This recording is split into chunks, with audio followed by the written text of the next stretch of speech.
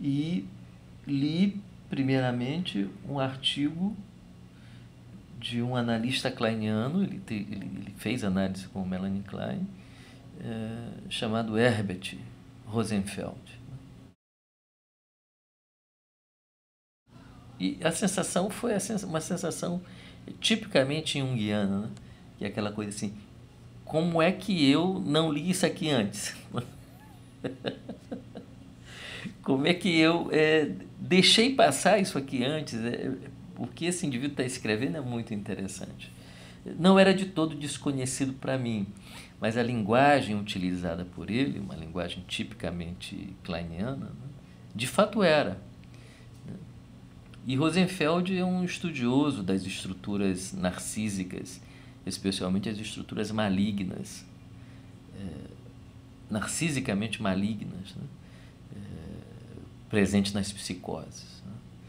Então, quando Rosenfeld fala de uma gangue psicótica que é composta por vários elementos que são oniscientes e que tentam sequestrar a parte boa, o self bom para dentro de um mundo delirante, oferecendo ao indivíduo um mundo alucinado onde sofrimento e dor não existem e onde esse indivíduo pode se entregar a qualquer tipo de perversidade, né? Bom, o Rosenfeld me parecia um demonologista, né? Alguém que entendia de demônios, né? Essa linguagem é muito comum nas obras do Jung. Jung gosta de usar a palavra demônio, acho que de propósito, para chocar os freudianos, né? Que gostava também de mitologia, né? Então, tem essas coisas. O texto de Rosenfeld é um texto que procura ter uma coerência talvez mais racional, né? Então, eu achei fascinante. Então, o primeiro contato foi com Rosenfeld, eu acredito. Não lembro mais muito bem, mas acredito que sim. E aí comprei tudo que era possível comprar do Rosenfeld. Impasse e Interpretação, que é um livro dele, né? Estados Psicóticos, né?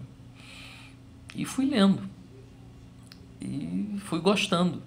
E aí então fui até a Sociedade Brasileira de Psicanálise do Rio de Janeiro e xeroquei lá tudo que eu pude encontrar sobre ele. Eu queria fazer uma pequena biblioteca dos autores kleinianos, né? Depois do Rosenfeld, e é um depois que não é depois, né? Um depois que é junto, né? Porque aí eu fui vendo esses autores ali, eles estavam todos naquele Melanie Klein hoje, nesses dois. Eu deparei com Bion, que é uma pessoa sensacional.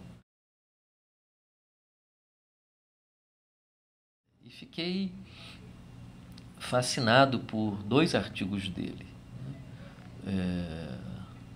Ataques ao elo de ligação, aos links, né? E diferenciação entre personalidade psicótica e não psicótica, né? É um texto profundo, sério, né? Bion teve contato com Jung, né? Ele assistiu algumas palestras de Jung lá na Tavistock, na clínica Tavistock da Inglaterra, de Londres, né? E, inclusive, ele aparece no livro do Jung, Fundamentos de Psicologia Analítica, fazendo uma pergunta a Jung. E na biografia dele se diz que ele indicou um ou outro paciente para o Jung. Ele era indiano, né, educado na Inglaterra. E eu costumo dizer que o Bion kleiniano, os kleinianos adoram, mas o Bion junguiano, né, os kleinianos não suportam, porque ele vai avançando na questão da mente e começa a escrever coisas que possivelmente desagradaram a escola kleiniana, né? Ele propõe, por exemplo, fé como um instrumento fundamental